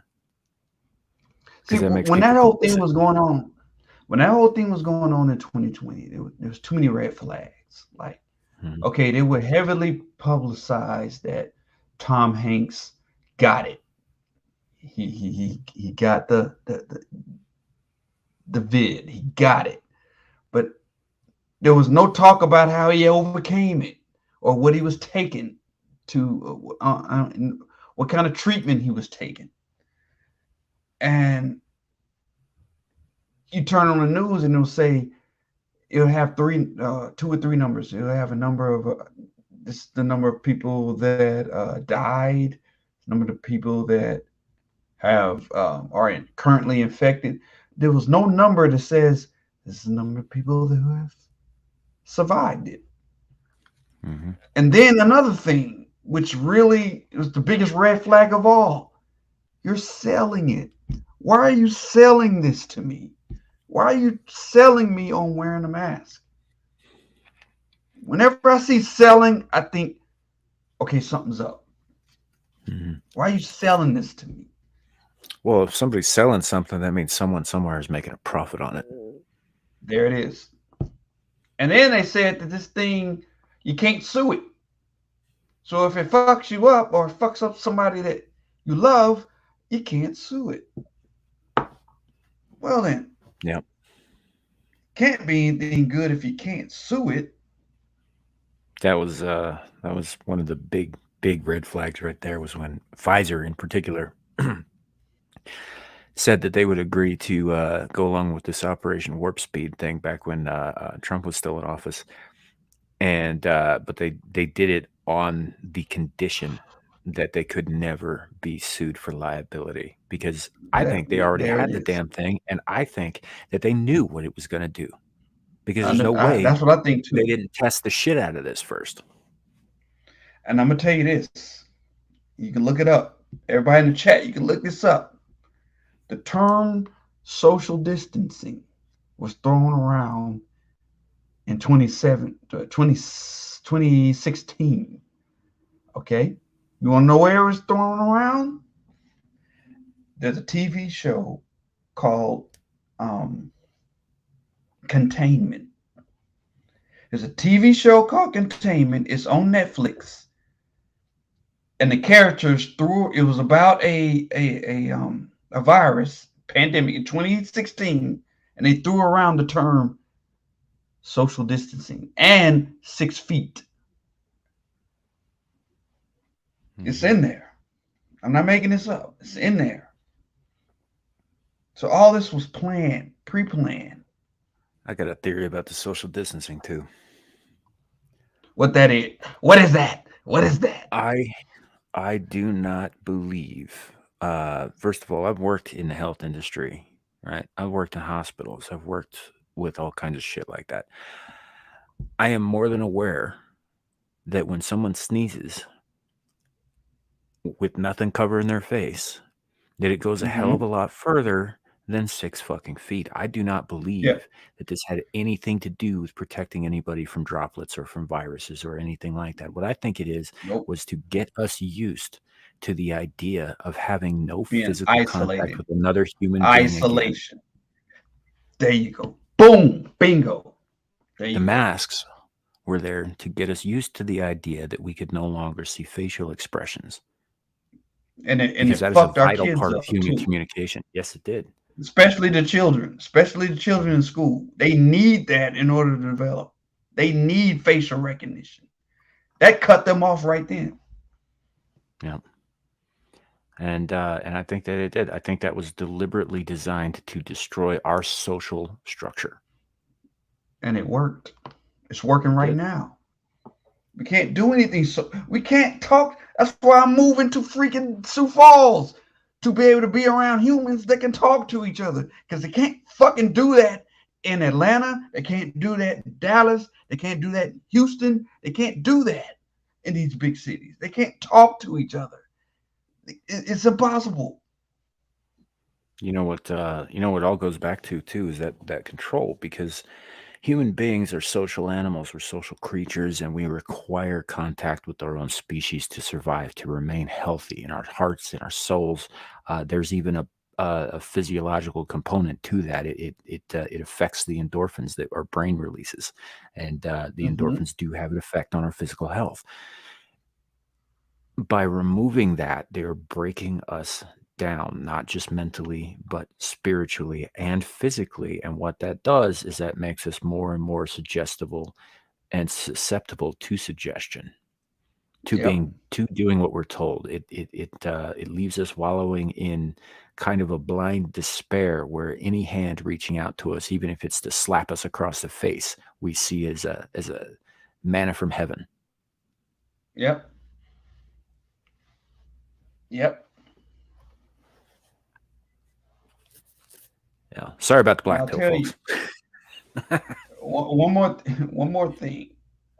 I think it was the day before the official lockdowns. It was a time period where we weren't locked down yet. It's just you had to wear a mask in order to go into a business. It was that small period. I went into a Target in Pennsylvania, Allentown, Pennsylvania. I went to a Target in Allentown, Pennsylvania, and I saw the mannequins with masks on. And that let me know, y'all planned for this. Y'all knew this before we did. Why do these mannequins already have masks on, and this thing was announced 2 days ago? So that I was starting to see that there was some shady shit going on early on when I saw that. I'm a truck driver. I chose to work during while everybody was locked into their homes, scared of the goddamn flu. I was on the road during the entire time of 2020, and I saw certain things that let me know this is bullshit. This whole COVID thing, I think it's just a trumped up flu. And turns out I was right. Even less than that, it's the sniffles, it's the cold. It's because I got it in 2019 December, because I got a special kind of sick where I was I was in another part of Pennsylvania, Taconic or some Indian name, Taconic or something like that, where Procter and Gamble was, and I was sick there, and I was sweating, and it was like 2 degrees outside, and I didn't know what that was. I found out later, oh, that was COVID, because they were saying, if you get hot sweats and you coughing and all that, you shortness of breath and all. I was like, I got all that in 2019. Yeah.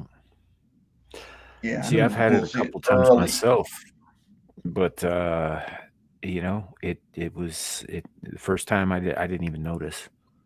And the second time, I had about 30 days of suck in my 10-day isolation period that I was required to do from work, which you know I didn't 100% comply with because you got to eat, right?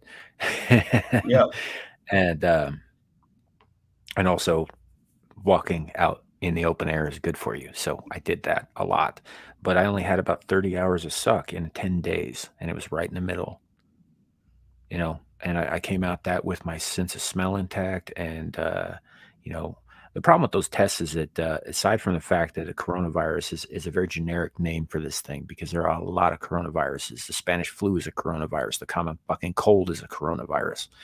I didn't know That that. has to do with the shape of the specific kinds of viruses. It's not like a special thing. But yeah, it's in the same family as colds and flus.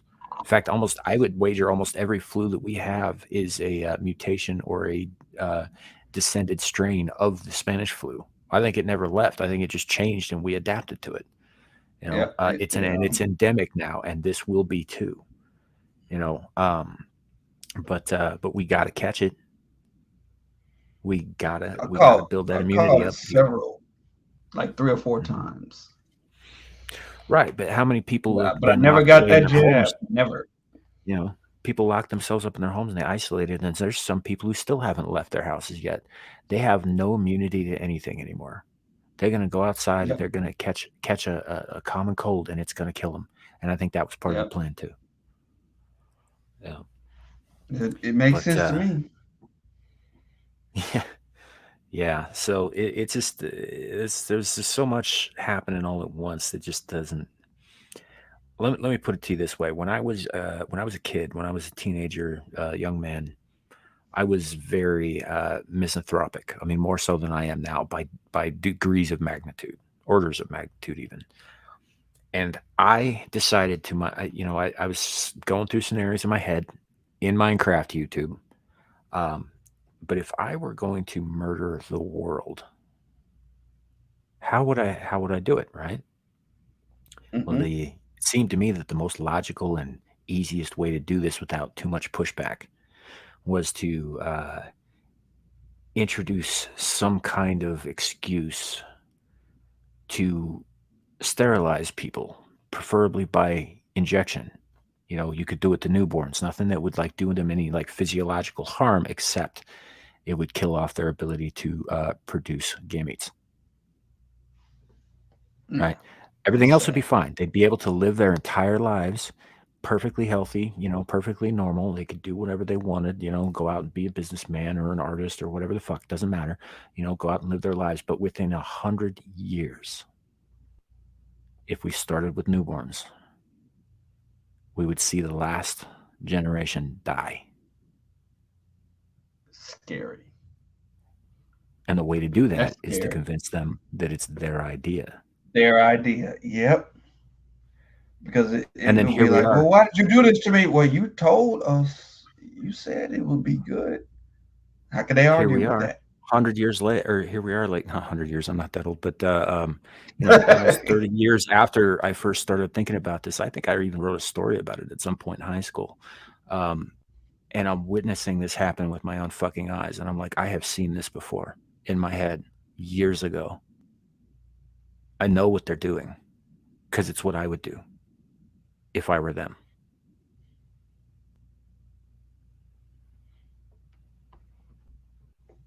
And on that chipper note, We went out on a high note. Sorry about the black pill rabbit hole there, folks. This kind of topic is usually more of a Saturday show thing than it is a Friday night show. But you know, the one co-host got told to go to bed by her parents, and the other one, I think, fell asleep. Unless you woke up again, Larry. I saw you Oh, post something in the he's chat just a few texting. minutes ago. Yeah, Are you yeah. still with us? He's in the clouds. Maybe. LaRuin's Night. Are you there? LaRuin's Night.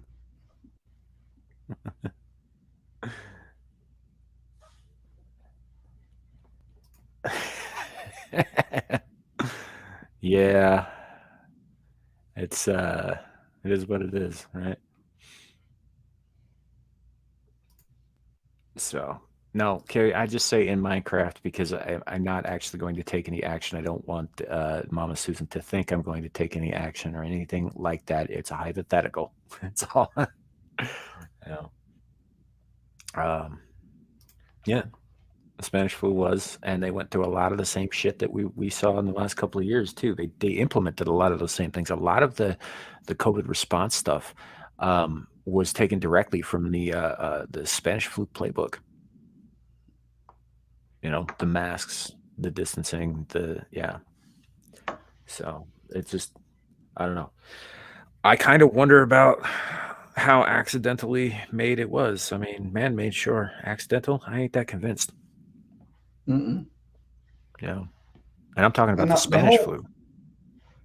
The whole mask thing.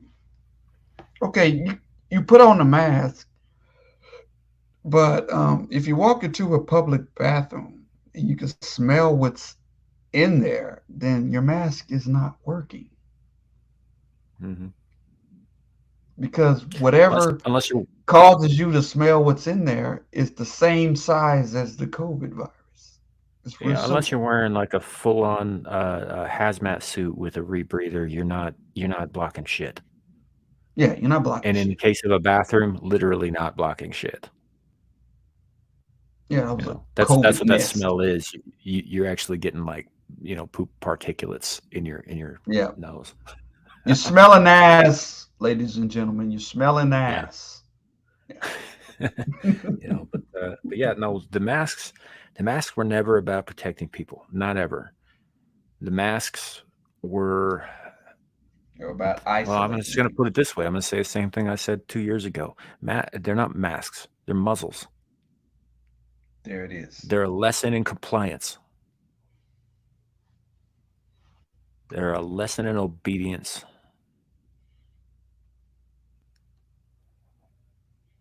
And that's all they ever were. The pandemic is not the reason, it's the excuse. Mm-hmm. Remember that, y'all. Surgical masks, their purpose is not to keep shit from going into your mouth. Their purpose is to keep, like droplets, like saliva and snot and whatnot from dripping into open wounds during a surgery, for example. And yeah, they do work for that, but they're single use and they don't work that long. Yeah, you have to change another one. You can't even keep one on for more than one day. People were wearing these masks for months. Same mask for months. Yeah, even a standard N95 is a single use item. Yep. They're not rated for anything more than that. If you use them for more than that, you're basically going to start breathing in broken down N95 particulates, which are fucking toxic as shit. Yeah, I imagine. And then you're breathing in your own CO2. Mm-hmm.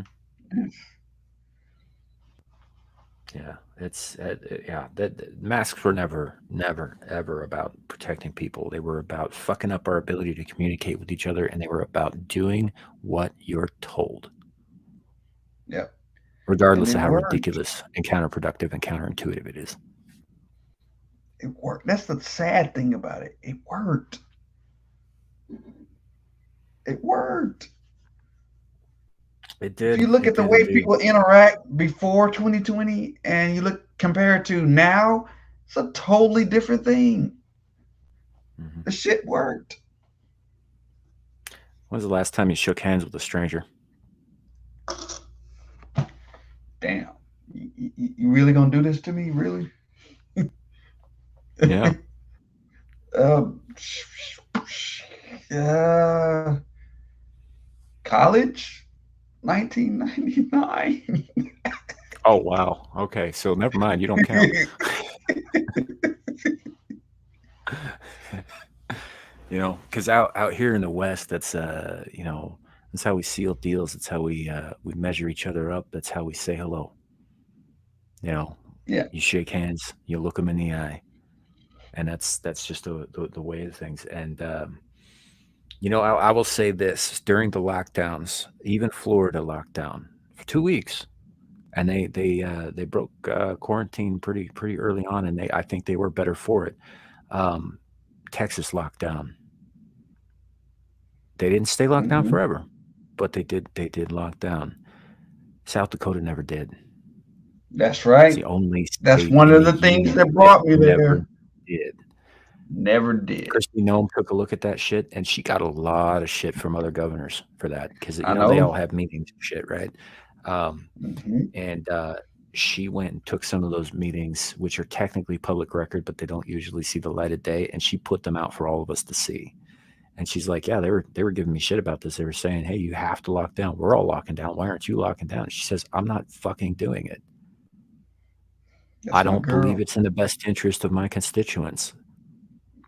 And That's you know my what? She girl. was fucking right. Yes, she was. No, Kristi Noem is a badass. She is a damn good governor, and I hope that she enjoys a long stay in the governor's house. I really do. Yeah, I was happy when she got reelection. Um, Mm-hmm. 2022. When I found out I'm like, yeah, that's my girl. She'll be there when I get there. Yeah.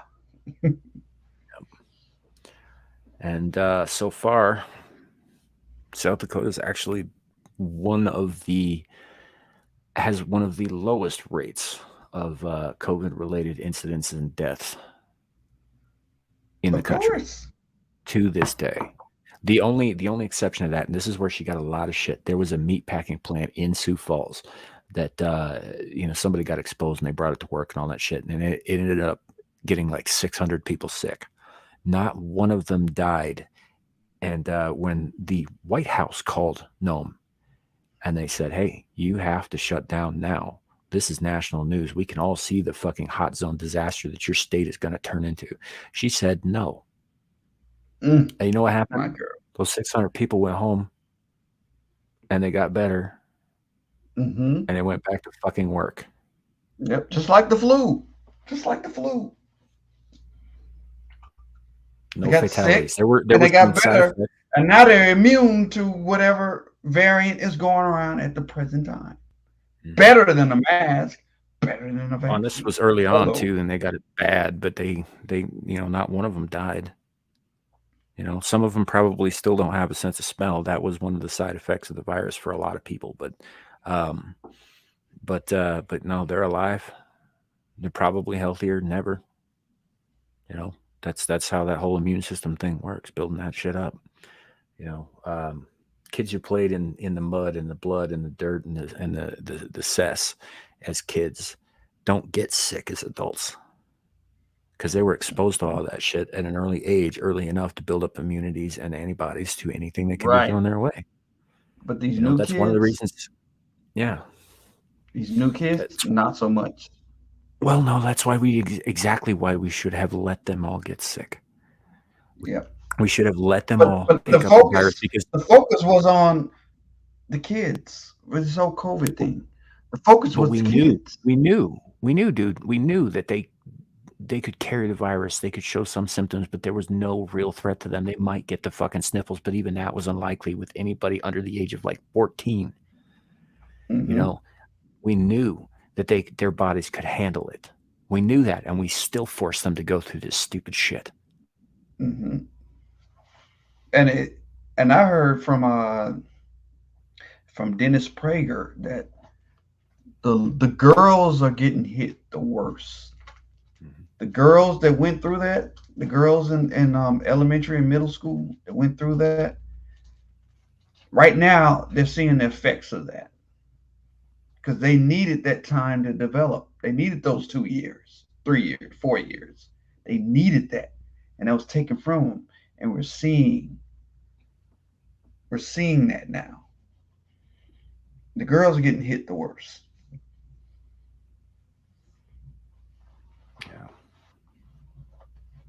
it's dark times, man, because these kids are going to grow up, and all of the previous generations that were supposed to prepare them to be adults, to be on their own, to survive in the world without their parents, because we ain't going to be here forever.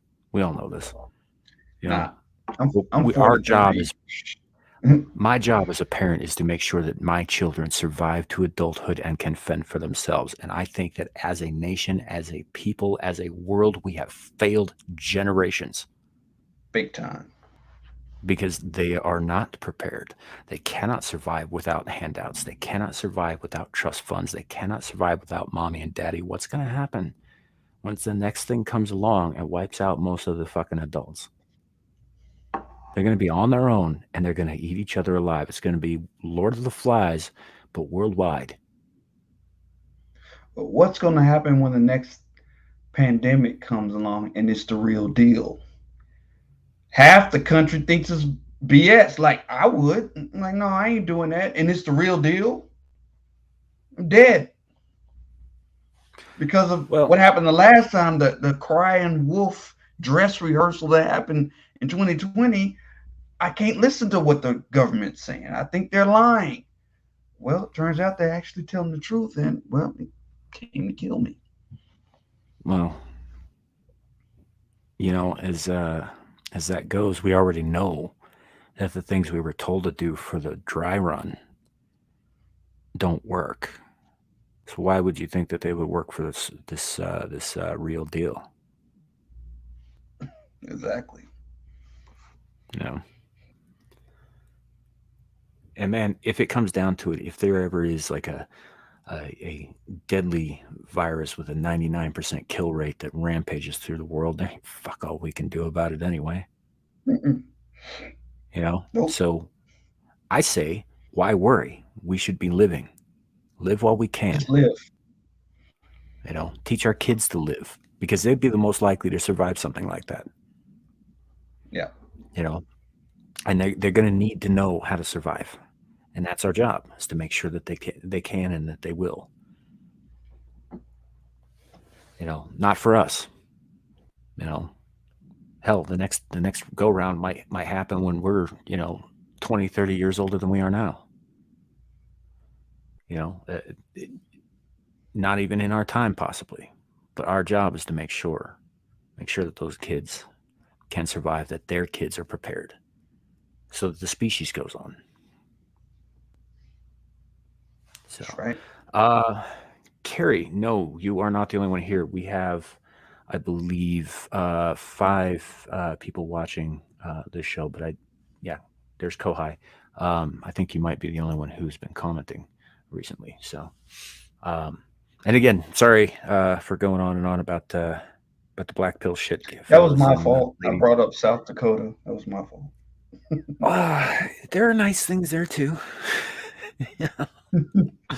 I'm moving there. I'm still moving there. Yeah. Well, here's the thing, man. Is that's the thing about life. It's not all black pill shit. It's not all bad stuff. There's beauty too. You just got to look for it. There are good things, and there are good people, and there are wonders to behold. We can't. And I know I'm the last person to fucking say this, that anybody should take it at all seriously about this, because I basically am the black pill.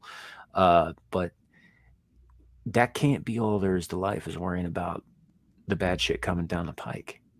We live in fear, then that's all we will ever know. Yeah. And that shit ain't healthy. So yeah, I think get out there. Go check out South Dakota. Go see what it has to offer, because there's a lot of stuff out there that doesn't suck too. I'm going. I've already decided. I'm moving As soon as I get the money, I'm moving. Yeah, yeah. So that said, we are coming up on about 2 hours. We'll probably call it here. You know, I think Lawrence passed out on us. He's had a very long day of driving and traveling and doing stuff. So I don't blame him. But yeah, dude, Clue, thanks for coming on as always. No You know, problem. if you're available, man, I'll have the link for SITV posted up in the group chat at some point Tomorrow, here. yeah, I'll be Yeah, here tomorrow. Yeah, yeah, awesome, awesome. And yeah, always a pleasure to have you, my man. Always, I very much enjoy talking with you. So sure. even if I'm just telling everybody how fucked we all are. Some of my other co-hosts on Saturdays get a little tired of that. I'll be more positive tomorrow. Yeah, yeah. So Puppies and kittens tomorrow. Puppies and kittens. Yeah. yeah, but I don't know. I think this is pretty good. This is good stuff to get out there too. People should hear this. Even if I'm dead fucking wrong on all of this stuff, it might get somebody out there thinking, right? Like, like maybe we can do something a little differently. Maybe somebody will have an idea that, solves a little problem over here that would help out someone else over there. And, like it's always good to put the things out there because even if I'm wrong, and I don't believe that I am, but even if I'm wrong, maybe I'll inspire somebody or piss somebody off enough that they'll go out and they'll fix a problem and help a lot of people. Who knows? Help. What you say helps me, so I'm a testimony. Good deal. I'm happy to hear that. I did an interview on or I was the interviewee rather on Netter's Network a couple weeks back for Thursday Things show, and Troy Pacelli was on there. Pacelli. I can never remember if it's Pacelli. the It's yeah. Pacelli. Well, I know he's Italian, but sometimes with the letter C, it's a little hard to tell sometimes which way they want to go with that. Um, but he asked me if I felt like doing this kind of thing, like talking into the radio waves, into the ether about whatever it is that I'm talking about. If I felt like I was reaching anybody, if I was contributing to anybody's lives, and I was like, I honestly hadn't really considered that angle of it. I just like doing it. But if I am, then I should probably keep doing what I'm doing. Yeah. Yeah, You you so should. I'm going to do so one way or the other, come hell or high water, even if it ends up just being me up here screaming, pissing, moaning, into the wind, into the void. Maybe there will be somebody out there who listens, and maybe it does something positive for them or inspires them to do something positive for someone else. Who knows? So that being said, where on the interwebs can the good people find you, Clue? Right here on YouTube. It's youtube.com at Clue Channel and some numbers. I have a channel. I plan on bringing more content and doing more lives after I move to South Dakota. Until then, it'll be sporadically. I might go on once a week or something like that. But what I talk about is removing. Really, you falling asleep on me, Lawrence? Yep. You just spoil me. Are you saying let me finish what I was gonna say? No, go for it, man. I talk about removing race from America. It does not belong there. You're American. You're not these Crayola colors. You are American. That's what I talk about on just about every video I have on my channel. So there. Well, it's good stuff. He had me on one time too. We talked late into the night, kind of about a lot of the same stuff we've been talking about tonight. But yeah, it's I it was was a pretty good time. angry on that video. I was pretty. Yeah, Yeah, it's still there. I didn't take it down. It's still there. that was a good one. So, Larry, where can the people find you on the interwebs? Pimpy Hey shit. guys, well guys, you guys can always find me here every Friday night with my co-host Samuel the Infamous, and Know Me Without You, who was here earlier. Clue, hey, thank you for coming in and saving the clutch. So I'm gonna call you Clutch from now on, man. Also, guys, I will be having content come out very, very soon. Uh, so I'm just working on some of the things right now, and I'll be making an announcement about details in a bit, and just stay tuned. Good deal, good deal. And when we have more information on that, we'll definitely make sure and get it out to you guys in the chat so that you can go and support our brother Larry here. Um, Also, it's not yet in the description, but before the night is over, I will be adding the Clue Channel's YouTube link to the description of this video, so you'll be able to go find him as well. Oh, Um, thank you so much. so, Thank you. no problem, brother. Now, as for myself, I'm kind of all over the place these days. It is what it is. Obviously, with Lawrence and Nomi, Friday nights, Abyssal Musings, we are back, baby. We're gonna keep this theme trainer rolling. We'll probably get more back into more pop culture oriented stuff from here on out. We just wanted to kind of jump back in with both feet tonight, so you get a bit more of a rambling discussion today. But in the future, we'll have a bit more structure. We got, obviously, Kohai's working on some stuff for us. And Larry's got big plans, and we'll see what happens. But it should be a lot of fun. Hope you all stick around. Screaming into the Void on Saturdays is most of what Clue and I talked about tonight is more of the speed of that show, but we're going to start probably trying to branch out a little bit into some lighter-hearted topics, and maybe some that aren't so lighthearted but different. We also have some guests coming up, hopefully soon on there. We may have, if he can swing it, possibly Static 2020 tomorrow to come talk to us about his temporary Twitter ban this week. So that'll be fun. And I'm looking at Horror Armorada and Sheep City and down the road, possibly next week or the week after that. So, keep a lookout for that. And then on Sundays, obviously, we're doing the joint stream with Legion Games and Hoarding Alf, Star Trek Engage. We also have Adam the Renaissance Nerd on there. Star Trek Engage. Love it. Yeah, that show's a lot of fun. And we have Devil Made Me Do It. And recently we added Anna's Gameland this last week. And from what I understand, she will be joining us on a more regular basis. So come check us out on Sundays. Otherwise, you can find me on the Lioness Exiled channel, usually backstage, trying to help out and keep that show running along with Lawrence, and you'll see him in the chat there, Dateslav Ackman Carey, Datislav, however he pronounces that, Mandatory Carey.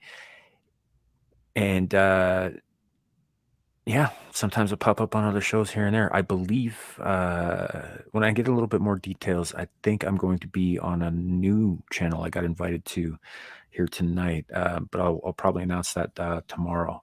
When I have a little bit more details, there may be an interview coming up, or a conversation rather, on Rumble next Wednesday night. So all that said, fellas, you got anything else you want to add before we close it out tonight? Yeah, Kohai, you cannot leave South Dakota. You can never. Have you heard that song, Hotel California? He was actually talking about South Dakota. You can never leave. Yeah, that's all I want to say. Well, fair enough. Remember, folks, it could always be worse. It could be raining flaming cobras. Have a good night. Out. What is